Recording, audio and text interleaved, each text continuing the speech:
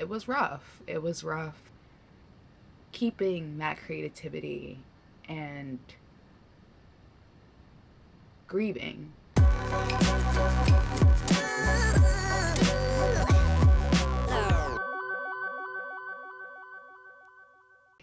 This is just gonna be me rambling. I don't know.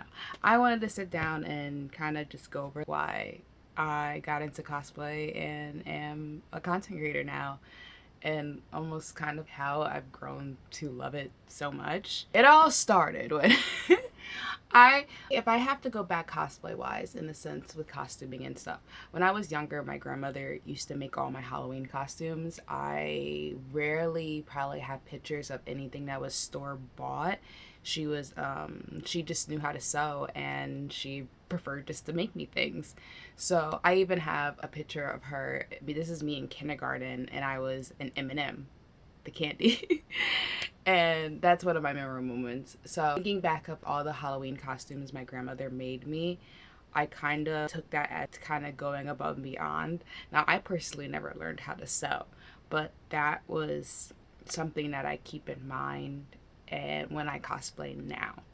2011, I hit a depressive episode. I lost a lot of friends, and I kind of fell into a hole, and my hole ended up being Tumblr. At the time, I was already on Twitter, but I fell into a hole of Tumblr. And Tumblr was definitely, back then, a lot for the emotions and just so on and so forth. And then at some point, I discovered One Direction in that process. And that's when I started gaining more friends online, because I started liking One Direction. No one in my school really One Direction. They weren't cool enough, but I found people online that One Direction. And so I grew a community there of creating a One Direction Tumblr page and just meeting new people, and that's how I started being online aggressively. The pipeline for me was I got into One Direction, they were British, and then I got into the British YouTubers, and then I got into more American YouTubers. And it's funny because I have met a good quality of British and American YouTubers that I loved very much through my time period of just being a fan. I have always been just a fan of enjoying things to the full extent of my capability. I was such a fan. Let me start YouTube. Da, da, da.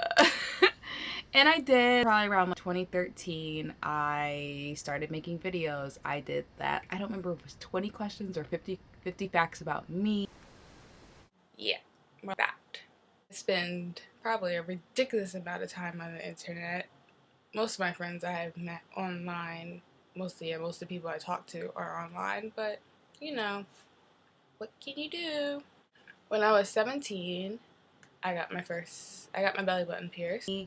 I used to do makeup hauls. I recommend this. It just has everything. It comes with brushes and such. And it comes in this cute little thing.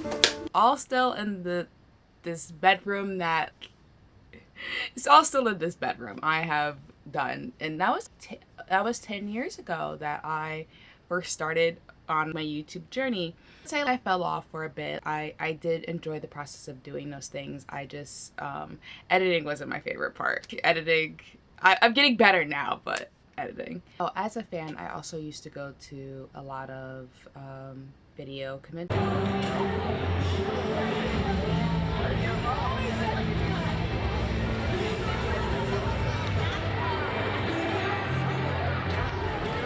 I don't know the words to this. Just go. Hey. I've been to I've been to 2 or 3 VidCons. I've been to 2 or 3 or 4 playlist lives, and I met a lot of creators during that time period. And I saw what they did, and I was, why can't I do that? So that's when I probably fell into the realm of content creation. Was I loved watching other people do it, and I was just, why can't I do this myself? So after kind of falling off on doing it myself, with the friends that I grew online, I ended up doing a collab channel with a few of my friends online.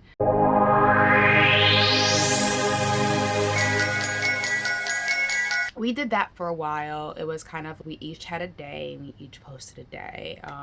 At some point that also fell off. Think back, I don't know why it fell off. I guess in a sense it didn't feel the right type of content creation, and at the time it only felt like there was one type in a sense. There was just the basic content. There was either a vlogger, a prankster, a foodie, or a makeup person. So there was only so many categories I felt at the time, and I guess it just felt like I wasn't part of any of them. I wasn't the best at makeup. I hate pranks so much. I'm not cooking in the kitchen with my parents here, and vlogging was the only thing I probably did for a while. But it was those eras of me being a fan and doing YouTube. I still have the videos to this day, as you can see. And it's great to look back at now because it's so different now. So around 2019, my coworkers and friends at the time, they were talking about going to a con called Anime Next. Now at this point, I've been to a lot of conventions. The playlist and live VidCon and anime conventions, they're roughly almost the same thing. I remember VidCon actually had a cosplay contest, and that was actually my first full input of cosplay. I cosplay Elsa. We don't talk about it. We have upgraded. So Anime Next 2019 was my first anime convention. I cosplayed Connie from Steven Universe, Starfire from Titans, and Hank Hill. But we did a group Hank Hill, and I was the sexy Hank Hill. So that was my first con. I went hard on my first prop. I wanted to do the sword that Connie did, and I spent a month building this rose quartz sword, and it was great. It was, for my first prop, amazing. Spectacular. I feel I did an amazing job. And I was, hey, people make funny videos on TikTok, funny transitions, or just funny audios, and I was, let me download TikTok for this con, just to, so I could do the funny things everybody else is doing. And that's what I did, and that's how I kind of got into TikTok. I had it when it was Musical.ly, and then I downloaded TikTok. And during that time, I would just every so often post cosplay stuff, mostly non-cosplay stuff. I was just trying to be trendy, so I felt at that time I was kind of going back to my old ways of that type of content. And even then, some of it did well, but it still wasn't my favorite thing. I really enjoyed getting into cosplay, so I would cosplay a little bit more and more, and so forth. But it felt at the time I was stuck in this mentality that I had to stay in the box. I couldn't go extra with my cosplays. I felt part of me had to stay into cosplays that only had my skin tone. And it sucked because I felt I was limited and I couldn't do anything. But I started seeing more Black creators on the app. Keon's the main person I can remember back then that I really loved watching create and cosplay and just have fun with it. They are my mutual now, which is absolutely wild. They kind of started showing me you can be a little bit more out of box and stuff. So I remember when I cosplayed Kirishima for the first time, or one of the first times, and I saw a lot of people doing non-canon outfits.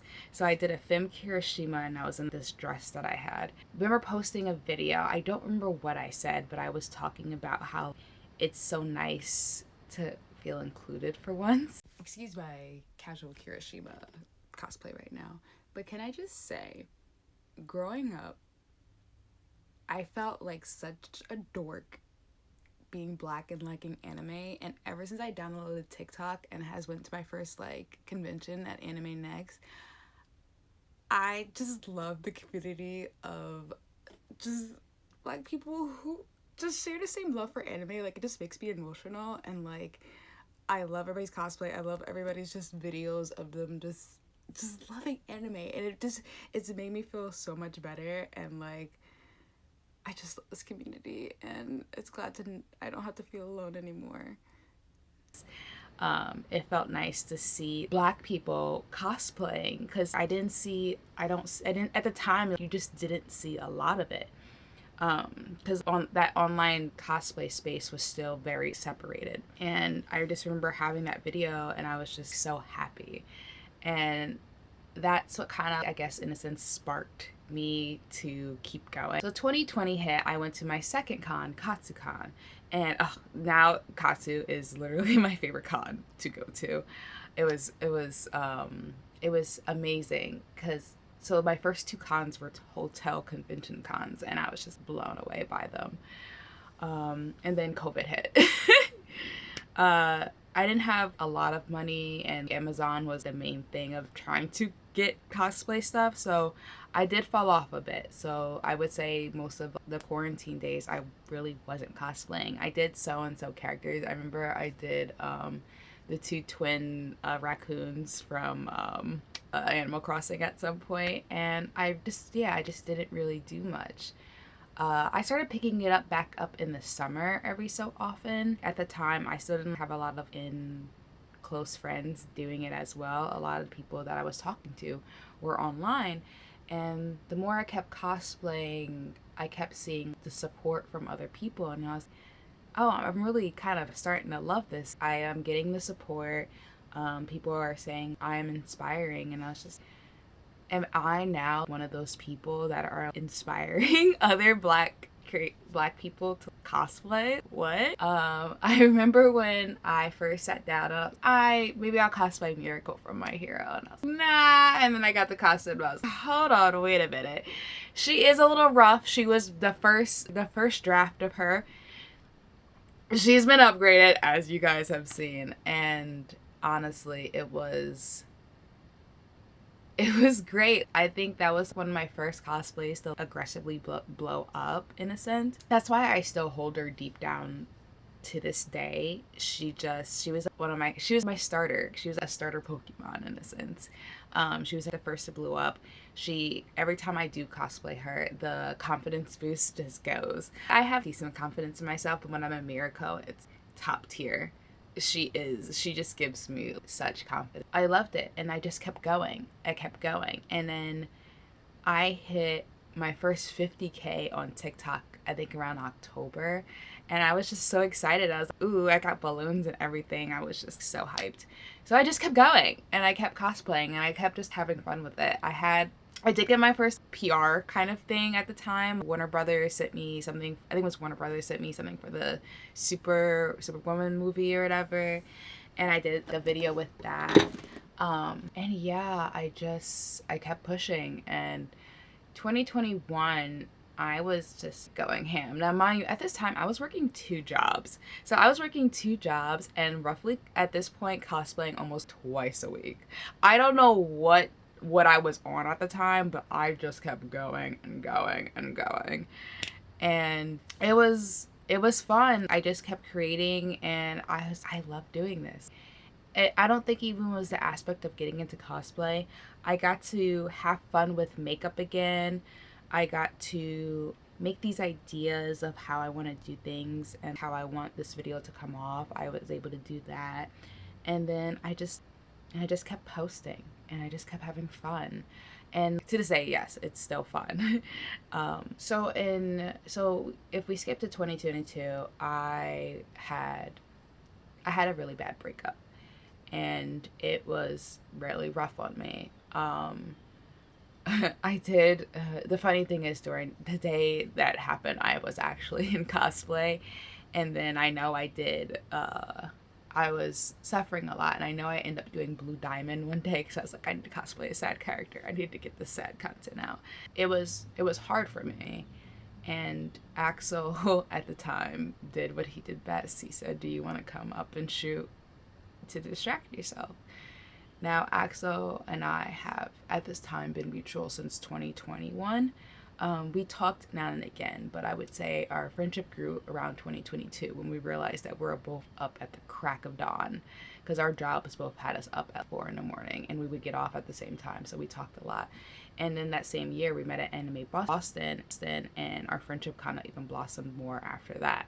At the time, he was there for me hours on the phone as I was upset, and he invited me to shoot, and we shot Spy Family, and that shoot, the shoot was wild. I worked an 8-hour shift, drove 2 hours to his house, And then we were up for, I was up for 24 hours, 26, I think. I think I stayed up until 5 a.m. the next morning, and we were shooting and we were just having fun. And I've never just had that type of experience, because Axel will tell you he doesn't do things on his phone. He sets up a camera and we'll shoot for hours and hours and hours, and we'll just keep going. We'll do take after take after take. And I love this. This is, and he also has the space to do it. And I love this. What I to do in my room, but bigger. And I was, hold on, this is cool. We had so much fun. We ended up, I think, cosplaying twice that weekend, and with the same characters. We just kept shooting and we just kept fixing things and doing more. And then he was showing me the pictures and showing me the videos, and I was like, what do you mean that to me? It's so cool. It's in high def. It's not just on my phone. I was just aggressively blown away by it, and I was to be able to be creative with it and not just post a picture of my coffee or something. I still do that. But getting to just kind of express myself in a bigger manner was just so fun. It was kind of eye-opening for me. Why am I crying? And I thought it was kind of going to be a one-time thing, and before I know it, I'm at Axel's house every other weekend, and then I would take what he tells me and what I learned, and I would try to execute in my house. And honestly, it just usually is never the same. I can never get the same at my house, but even then you can see the difference, and you were able to see the difference in my content from shooting with Axel for the first time and then shooting in my room again. Every time I work with Axel, I learn a lot more. I see a lot more, and it was great. So I just kept pushing. I definitely have slowed down at this point on cosplaying so much. I'm exhausted. It's exhausting because now it's kind of, I put a lot more work into it, so I spend more time planning and thinking of what I want to do. So I'm not just hopping trend, because trend hopping, it's quite exhausting. Getting to cosplay twice a week, it's exhausting, and it's not up to the standard of how I want things anymore. And there's nothing wrong with that. Everybody can cosplay to their own ability, to how they see things. My standard and my brain just grew different for how I wanted to execute things now. I still making those fun videos on my phone or whatever, but there's nothing, those long shoots where I could do so much more. So going into 2023, I was able to first do I slightly did my first thing of 28 days of cosplay, but I was only able to execute so much. And I had a lot of fun doing that. Not everything came out to how I wanted to, but I had so much fun doing that. And then after a few months, I think that's when Axel and I kind of just talked about making us being business partners and us just doing this together. We have our own separate channels. We have everything separate, but we come together just to make art. So we just kept making art together. I would be up every other weekend, and we would just have fun. It may seem we're doing so much work, but we were having fun throughout the whole process of doing it. 2023 ended up being rougher than 2022. As if you follow Axel, you know, we lost Aki that year. So it was rough. It was rough keeping that creativity and grieving.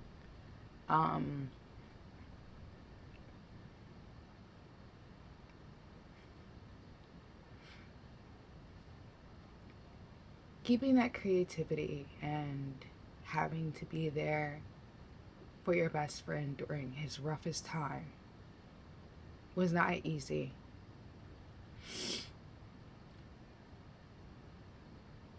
But at one point, we had an idea. He's going through a lot of pain. I'm going through a lot of pain.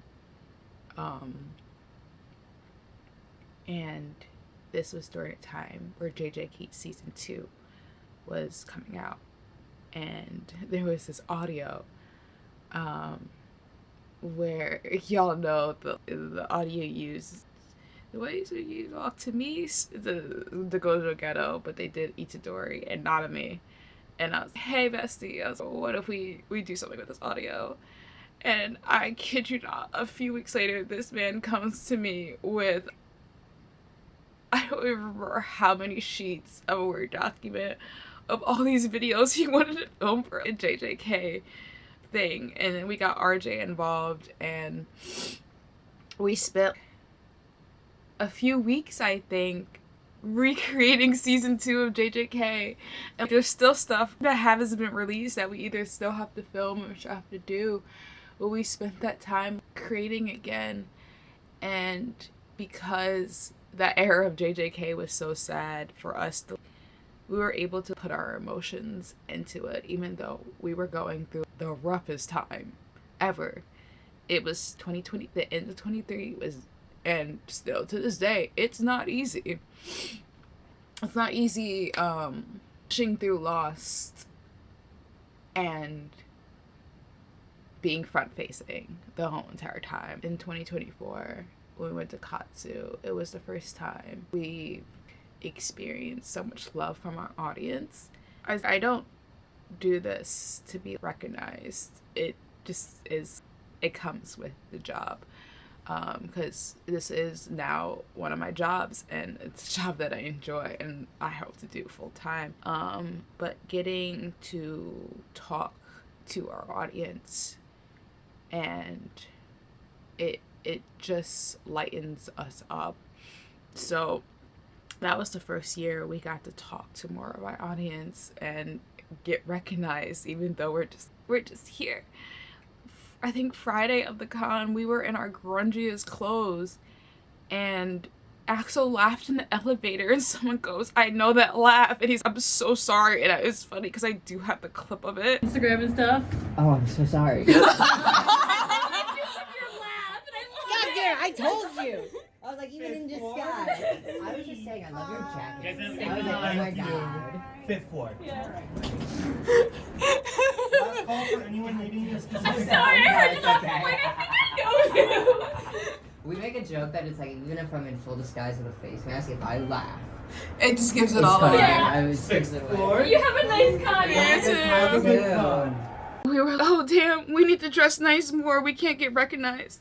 And because there was also a point when we were trying to keep warm, and this person comes out. I still have never seen that picture because I want to see this picture.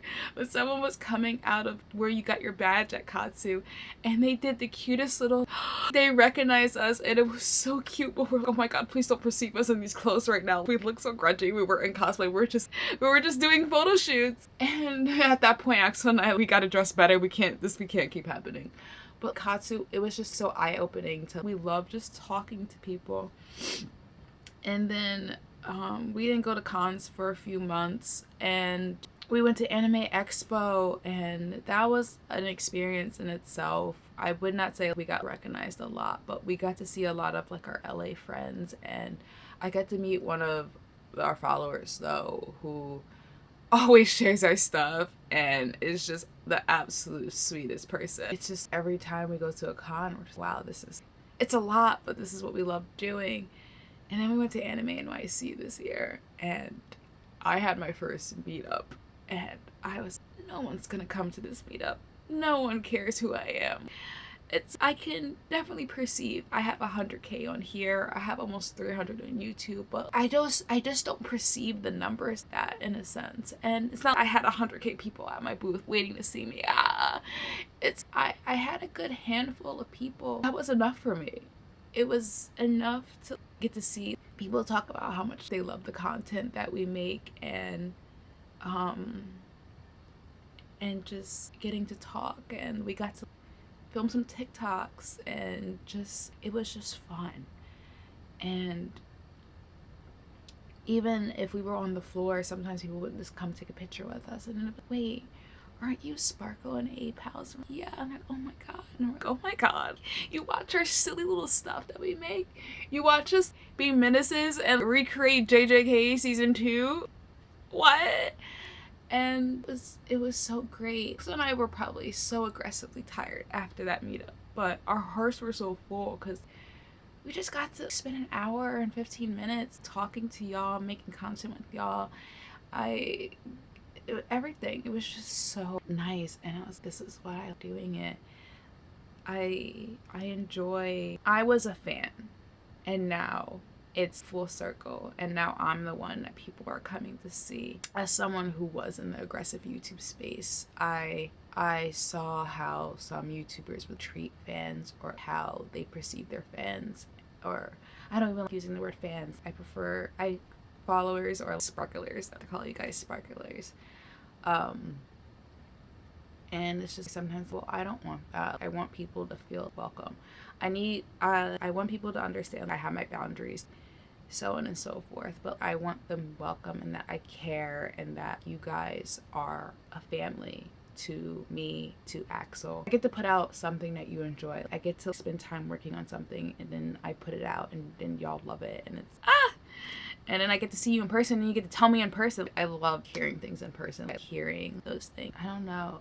I finally found something that I love doing. And this was the content creation. This was the buildup of what I wanted to do. I started out as some small YouTuber making the basic content to a cosplayer era, and I wouldn't have it any other way. Sure, so many bad things happen, but those bad things inevitably got us to the good, and we're still working. I'm still trying to make this my full-time job, but I wouldn't be able to do it without the support that I get from you guys, even if you're just watching our video. Yeah, I love cosplaying, and I love content creation, and I just can't wait to keep doing this. And now our next con is New York Comic Con, and who knows what's gonna happen, but we have each other and every step of the way, and I feel it's just gonna be another great con. I just kind of wanted to sit down and talk for once. I don't do a lot of talking videos. I actually can't stand listening to the sound of my voice, especially I'll have to edit this afterwards, but I kind of just wanted to do more talking videos and just open up more to you guys, and I'm glad I got to do this. It's gonna suck editing it because I talked for almost an hour. But thank you for listening if you decided to watch this. I know it's not the most entertaining, but I'm glad I was able to fix my camera so I can sit down and do this again. Thank you guys so much for watching. Until next time, bye.